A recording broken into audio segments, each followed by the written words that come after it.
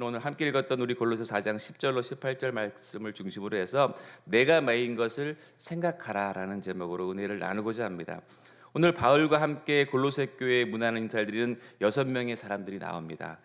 이 중에 3명은 유대인으로 아리스다고, 마가, 유스도이고요. 또 다른 3명은요 개종한 헬라인 에바브라, 누가, 데마입니다. 바울 사도는요 이 동료들이 전하는 문안과 골로새 주변 지역에 인사를 전하고요 친필 서명과 함께 성도들에게 복음의 매인 삶의 은혜를 기도하고 있습니다. 바울이 이 사람들을 골로새 교회 성도들에게 이야기하고 있는 것은요 골로새 교회가 겪고 있는 그런 어려움에 대해서 많은 사람들이 관심을 가지고 있다고 이야기를 하고 있습니다. 또 함께 이 문제를 해결하기 위해서 일하고 있다는 사실을 알리기 위한 목적으로 이야기를 하고 있습니다. 우리 10절 말씀을 다시 한번 읽고 10절, 11절 한번 같이 한번 읽어볼까요? 시작. 나와 함께 갇힌 아리스다고와 바나바의 생질 마가와 이 마가에 대하여 너희가 명을 받았음에 그가 이르거든 영접하라. 유스도로 하는 예수도 너희에게 문안하느니라. 그들은 할레파이나 이들만은 하나님의 나라를 위하여 함께 역사하는 자들이니 이런 사람이 나의 위로가 되었느니라. 아멘. 10절 11절을 보면요 아리스다고, 마가, 유스도라, 예수라는 이름이 언급되고 있습니다. 이들의 공통점은 할레파예요. 그런데 여러분 아시겠지만 할레파는요 바울의 복음을 핍박했던 사람들입니다. 그런 사람들이 하나님의 나라를 위해서 바울과 함께 일하는 자가 된 것입니다. 왜 그러냐면 바울은 이런 자들에게 자신에게 위로가 되었다고 말을 하고 있지만 이 할레파 그들이 바울에게 위로가 된 것은요 그들이 변해서 바울에 섰다기보다는 할레파인 그들도 바울과 함께 하나님의 나라를 위해서 역사한 것도 예수님이 살아서 증거하는 일하시는 증거이기 때문이라는 것이에요. 이처럼 바울은요 자신의 주변의 모든 사람이 살아서 역사하는 예수님의 흔적을 보았고요. 그래서 옥에 갇혔어도 얼마든지 감사하고 기뻐할 수 있고 찬송할 수 있는 힘이 되었다는 것이에요. 옥에 갇혔어도 바울은요 주님과 함께 하심을 믿고 그곳이 비록 옥이었지만 장소적으로는 옥이라는 그런 장소였지만 그 마음 가운데는요 항상 천국이 임했다는 것을 이야기하고 있다는 것입니다. 사랑하는 성도 여러분, 이것을 한번 가만히 생각해 보세요. 내가 옥에 갇혔는데 그것이 과연 천국이 될 수 있을까? 하지만 바울의 그 마음에는요 예수 그리스도의 역사하심과 살아계심을 체험하고 늘 감사함으로 살아갔다는 것을 볼 수가 있다는 것입니다. 내가 죽든지 살든지 모든 것은 주님의 뜻대로 맡기고 살았다는 것이에요. 그래서 두려워할 것도 없었고 무서워할 것도 없었고 거기 나오는 할레파인 아리스다고, 마가, 유스도도 바울에게 그런 위로가 되는 도구였다는 것이요. 비록 자기의 복음을 반대하는 사람들이었지만 그 반대하는 사람의 그런 무서움이 아니라 그 순간에도 나와 함께 하시는 성령님에 의지하여서 바울은요 담대하게 그 주님의 고백을 할 수 있다는 것을 볼 수 있다는 것이에요. 사랑하는 성도 여러분, 우리의 삶의 환경이 나를 짓누르고 억누르고 할지라도 우리는 그 환경에 짓눌린 삶이 아니라 나와 함께 하시는 그 은혜들을 기억하시고 담대하게 주의 복음을 증거하며 주의 말씀 가운데 은혜 받는 저와 여러분 되실 줄 믿습니다. 우리 12절 말씀을 한번 같이 또 읽어볼까요? 12절 시작. 그리스도 예수의 종인 너희에게서 온 에바브로가 너희에게 문안하니라. 그가 항상 너희를 위하여 애써 기도하여 너희로 하나님의 모든 뜻 가운데서 완전하고 확신 있게 서기를 구하나니. 아멘. 여기 12절에는 누가 등장합니까? 에바브라가 등장을 합니다. 에바브라는요 골로새에 복음을 전한 사람이었어요. 그래서 지금은 골로새 교회를 떠나 있지만 에바브라는 항상 골로새 교회를 위해서 기도하였습니다. 그리고 그 기도의 내용은요 하나님의 모든 뜻 가운데서 완전하고 확신 있게 서기를 구하는 기도였다는 것이에요. 하나님의 뜻은 예수 그리스도를 향해 있습니다. 따라서 에바브로의 기도는요 골로새 교회가 예수 그리스도 안에서 완전하고 확신이 있는 신자로 굳게 서기를 기도하고 있었다는 것입니다. 그것은 도덕적인 완전이 아니라 그리스도 안에 있는 완전한 위에 세워지는 것을 기도하였다는 것이에요. 이것이 에바브로가 처음부터 전한 복음이었다는 것입니다. 에바브로가 이런 기도를 하는 것은요, 골로새 교회가 완전하신 그리스도 안에서 하나가 되는 교회로 굳게 서기를 원했다는 것입니다. 바라기는 우리 수원순복음교회가 이런 교회가 될 줄 믿습니다. 다른 것이 아니라 완전하신 그리스도의 그 사랑을 통해서 복음을 증거하고 믿는 자들이 모여서 주님 앞에 예배하는 그런 믿음의 교회가 되는 우리 교회가 될 줄 믿습니다. 그래서 그 에바브로가 기도하면서요, 그 거짓 선생들의 복음과는요 분명한 차별이 있었다는 것이에요. 거짓 선생들의 복음은요, 그리스도 안에서 하나 되게 하는 것이 아니라 분열되고 차별되게 됐지만, 에바브로가 기도하는 골로새 교회가 원하는 그 기도는요, 주님이 역사하시고 주님의 주권적인 은혜 안에서 하나가 되기를 원했다는 것입니다. 우리 교회가 그런 교회가 될 줄 믿습니다. 분열되고 나눠지는 교회가 아니라 그리스도의 사랑 안에서, 그리스도의 복음 안에서 하나 되는 우리 교회가 될 줄 믿습니다. 우리 이어서 우리 14절과 15절 말씀을 한번 읽겠습니다. 시작. 사랑을 받는 의사 누가와 또 데마가 너희에게 문안하니라. 라오디아께에 있는 형제들과 눈바와 그 여자의 집에 있는 교회에 문안하고. 아멘. 14절 15절에서는요, 의사 누가 데마와 함께 많은 사람들이 등장을 합니다. 이처럼 여러 사람들이 문안한다는 것은요, 모두가 그리스도를 향한 같은 마음을 갖는 것을 의미하고 있다는 것이에요. 그리스도를 향한 같은 마음, 환경과 형편과 세상의 위치는 중요하지 않다는 것이에요. 그리스도를 향한 마음이 같다면요, 그리스도 안에서 얼마든지 서로 문안할 수 있는 것이 교회라는 것이에요. 여러분들, 교회가 딱 우리가 이야기하는 우리 교회를 딱 생각을 하게 되면, 그 교회 가면 물론 사랑이 넘치고 정말 여러 가지 기쁨과 은혜가 넘치는 곳이고 참 행복한 곳이 교회입니다. 그런데 이것을 좀 다른 시각으로 보게 되면요, 교회에는요 정말 다양한 사람들이 모이는 거예요. 뭐 배운 것서부터 가지고 있는 물질서부터 환경이 각기 정말 다른 사람들이 모였으니까 얼마나 또 말이 많이 나올 수 있고 힘든 곳이 교회입니까? 그렇지만요, 그 교회가 힘든 것입니까? 아니잖아요. 교회 안에서는 주님의 그 사랑과 은혜가 있기에 그것들로 인해서 하나가 되는 것이 교회라는 것을 기억하시기를 바랍니다. 이 교회를 통해서요, 주님의 사랑이 전달되고요, 이 교회 안에서 코이노니아가 이루어지고 서로 부족한 것이 있으면 채워주고 부족한 것 있으면 또 나눌 수 있고, 그래서 그 교회 안에서 사랑이 넘쳐나고 주님의 은혜가 넘쳐난 것을 통해서 우리가 감사함을 받고 은혜를 받는 것 아니겠습니까? 그래서 우리가 이 교회 안에서는요, 어떤 직분이 중요한 것도 아니고 어떤 내 신앙의 경력이 중요한 것이 아니라 지금 이 시간, 이 현장 가운데, 이 교회 안에서 함께 하시는 성령님의 은혜 가운데 주님의 은혜가 임한다는 것을 기억하시길 바랍니다. 이것이 교회 존재의 목적이라는 것이에요. 교회에 와서 막 내 자랑하고 교회에 와서 막 혈기 부리는 그런 것이 아니라, 교회 안에서는 예수 십자가의 은혜 안에서 우리가 하나가 되고 주님의 사랑을 나누는 그런 믿음의 교회라는 것을 기억하시기를 바랍니다. 아멘. 그래서 우리 17절 말씀을 한번 볼까요? 17절 말씀 시작. 아키포에게 이르기를 주 안에서 받은 직분을 삼가 이루라 하고. 아멘. 17절에서 누가 나옵니까? 아키포라는 사람이 나옵니다. 그래서 이 아키포라는 사람에게 주 안에서 받은 직분을 삼가 이루라고 말하고 있습니다. 어쩌면 아키포라는 사람이 거짓 이런 선생들로 인해서 주 안에서 맡은 직분을 제대로 이행하지 못하는 기 때문에 그런 권면을 하는지도 모르겠습니다. 어쨌든 분명한 것은요, 성도는요, 신자는요, 모두 주 안에서 받은 직분이 있고 그 직분을 복음으로 나타내야 된다는 것이에요. 그래서 이 신자는 이 직분을 이루기 위해서 살아가는 사람인데, 자신을 나타내고 자신을 드러내는 것이 아니라 누구를 드러냅니까? 예수 그리스도를 드러내야 된다는 것이에요. 아멘.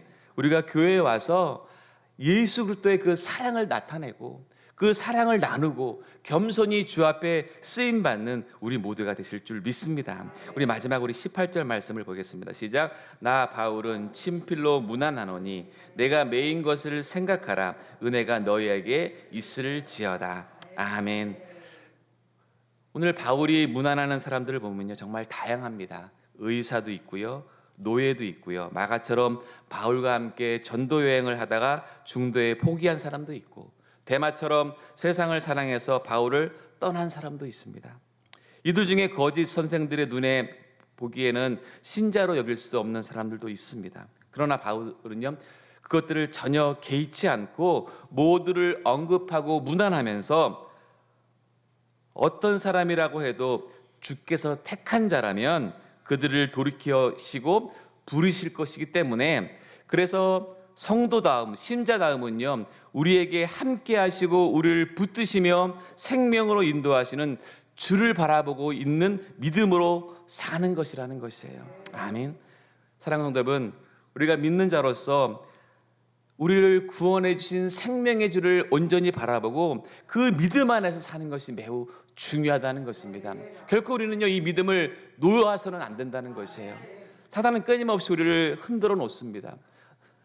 그 믿음 안에서 살려고 몸부림치는 우리를 자꾸 이간질하고 자꾸 우리의 생각을 흔들어 놓지만, 오늘 사도 바울이 우리에게 이야기하는 것, 우리를 붙드시고 생명으로 인도하시는 주를 바라보고 사는 그 믿음 안에서, 이 믿음 때문에 우리는 낙심치 않고 무너지지 아니하고 내 뜻대로 사는 것이 아니라 주님의 뜻대로 살아가는 저와 여러분 되실 줄 믿습니다. 우리는 늘 그래서 예수님 때문에 감사하고, 예수님 때문에 우리는 그것을 형용할 수 없는 주의 은혜를 기억할 수 있는 우리 모두가 되실 줄 믿습니다. 여러분들, 오늘도 이 새벽에 나오실 때에 나를 흔들어 놓는 사건들이 얼마나 많이 있습니까?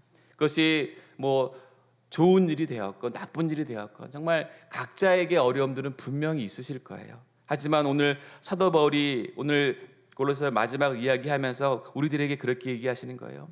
생명으로 인도하시는 주를 바라보자. 여러분, 절대로 환경 바라보지 마시고 조건 바라보지 마시고 나를 생명으로 인도하시는 주를 바라볼 수 있는 저와 여러분 되실 줄 믿습니다. 사실 제가 이번 한 주가 참 힘든, 마음적으로 어려운 한 주였어요. 왜냐하면 제가 함께 또 사역을 같이 했었고, 또 이제 얼마 전까지만 봤던 우리 친구 목사님이 월요일 날 갑자기 소천하셨어요. 저랑 같은 동갑 나이거든요. 그 목사님을 안 지가 한 8년, 한 7년 정도 됐는데, 어떻게 알게 됐냐면, 이제 제가 먼저 교회에서 사역을 하면서 북한 사역에 하시는 목사님들 모임이 있거든요. 지금도 이제 그 모임에 한 달에 한 번씩 가는데, 그 친구 목사님이 하시는 선교가 뭐냐면, 이제 러시아 쪽이나 이 중국 땅에 가셔서 그곳에 사는 탈북민들, 여러분도 아시겠지만 중국이나 러시아에 탈북민들이 상당히 많이 이렇게 있거든요. 그래서 그 나와 있는 탈북민들을 위해서 예배를 처소를 만들어주고 또 기도해주고 또 필요한 것이 있다면 또 이렇게 나눠주는 그런 사역을, 그러니까 거기서 현장에서 오래 계시진 않지만 왔다 갔다 한국과 왔다 갔다 하시면서 그런 탈북민들을 위해서 사역하시는 선교사님이었어요. 근데 그 선교사님이 이제 6월 1일 날, 날짜가 정확히 기억이 나는데요, 러시아로 가셨어요. 왜냐하면 러시아에서 있는 탈북민들을 좀 도와주려고. 그러니까 코로나 때문에 한 1년 넘게를 한 번도 못 돌아가신 거예요. 그러니까는 그 러시아에 있는 탈북민들이 많이 너무 힘들어하고 좀 도와달라고 해서 그 연락을 받고, 사실은 가시기 전에 고민을 많이 하셨거든요. 백신을 접종 받은 것도 아니고, 또 코로나가 너무 러시아도 상당히 많이 나오는 거 아시죠? 그래서 힘든 상황인데, 그래도 이제 그 형제들을 생각하니까 가야겠다고 해서 가셨는데요. 6월 한 20일경에 코로나 확진이 됐다고 연락이 온 거예요. 근데 여러분 아시겠지만 러시아는요, 외국인들이 완전히 확진이 되면 병원도 못 가요. 약도 구할 수 없어요. 그냥 자기가 있는 방에서 꼼짝도 못 하는 거예요. 격리가 돼버리는 거예요. 근데 선교사님이 두 분이 같이, 제가 아시는 두 분이 같이 가셨는데 두 분 다 확진자가 된 거예요. 그러니까 약을 못 쓰니까 얼마나 힘드시겠습니까? 그러니까 월요일 날 소천하시기 전에 토요일 날 연락이 했어요, 마지막으로. 근데 그 선교사님이 정말 힘이 없는 목소리로 지금 너무 힘들다고, 이게 말할 기운도 없다. 그러니까 여러분들, 코로나가 우리가 뭐 확진자 얘기만, 요즘에 코로나가 너무 어쩌다 보면 익숙해져 가지고 뭐 그렇다 하겠지만 정말 힘들다 그러더라고요. 그러니까 말할 힘조차도 없대요. 그러니까 뭔가를 말하려고 해도 이 호흡도 가빠지고 하려다 보니까 말할 힘이 없는 거예요. 근데 이제 마지막으로 통화한 게 토요일 저녁 때였어요. 그 마지막 통화한 게 제 친구 목사님한테 전화했는데 지금 말하고 싶은데 말할 기운이 없다고. 좀 다시 내가 연락하겠다고 하고서 주일날 저녁 때 마지막 문자가 왔대요. 다행히 그 하숙집 그 주인이 산소호흡기를 어디서 빌려와 가지고 호흡을 대줘서 조금 살 것 같다고.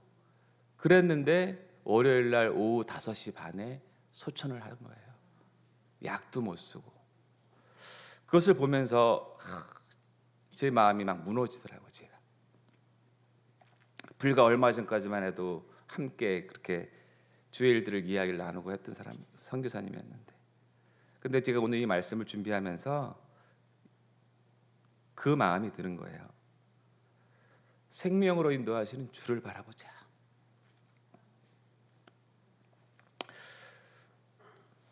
죄송합니다. 우리는요 세상을 바라보는 것이 아닙니다. 그렇죠? 신자다움은요 생명으로 인도하는 주를 바라보는 우리 모두가 되실 줄 믿습니다. 우리는요 어떤 생활을 하느냐와 상관없이 죄인으로 죽게 다가올 뿐입니다. 그러나 우리는 어떤 예수의 피로써 그 거룩함을 입고 완전하게 되신 은혜의 삶으로 살아가야 될 줄 믿습니다. 교회는요 그 은혜 가운데 중심으로 모이고요, 예수님의 은혜 안에서 인간의 행함과 실천이 있는 중심이 된 곳이 바로 교회라는 것이에요. 제 친구 목사님을 잠깐 말씀드렸지만, 여러분 우리의 삶에서 오늘 사도 바울이 여러 가지로 이야기하면서 그 친구들 가운데 예수를 떠난 사람, 그 사역을 떠난 사람도 있지만, 바울이 소개하는 이 사람들을 통해서 그 맡겨진 사역 가운데 우리 모두가 주의 은혜를 기억할 수 있는 우리 모두가 되실 줄 믿습니다. 마가와 같이 과거에 실패한 사람도 있고 데마와 같이 장차 세상으로 가는 사람도 있었습니다. 과거에는 실패한 인생이었지만 능력 주시는 예수님을 바라보는 사람은 하나님 안에서, 주님 안에서 새로운 삶을 살 수 있다는 것을 기억하시기를 바랍니다. 내가 지금은 열심히 주님 앞에 믿음을 한다고 얘기할 수 있지만, 또 때로는 믿음의 교만에 빠지거나 또 세상에 빠져서 나약해지는 경우도 종종 겪을 수 있지만, 우리의 삶은 어떤 면에서 그 자체는요 연약할 수 있는 삶일 수 있습니다. 그러나 하나님을 온전히 바라보는 사람은요 그 바라봄과 의지함으로 인해서 완전하여지고 강해질 수 있다는 것이에요. 승리하는 삶을 살 수 있을 줄 믿습니다. 오늘 이 새벽 사랑하는 성도 여러분, 현장에서 또 각 처소에서 여러분들은 어떻게 사시겠습니까? 지금 이 순간 좌절하지 마시고 낙담하지 마시고 눈을 들어 주님을 바라보시길 바랍니다. 겸손한 가운데 주님으로 인하여서 내가 환경을 이겨내고 모든 일들 가운데 나는 할 수 있다, 주님이 나와 함께 하신다는 믿음의 고백을 하시기를 바랍니다. 결코 교만하지 마시고 주여 앞에 절대 순종의 믿음을 통해서 오늘도 나와 함께 하시는 예수 그리스도의 보혈의 능력을 의지하고 주님이 나와 함께 하심을 굳게 믿고 담대한 믿음의 고백을 하실 수 있는 우리 모두가 되시기를 예수님의 이름으로 축복드리겠습니다. 기도하시겠습니다.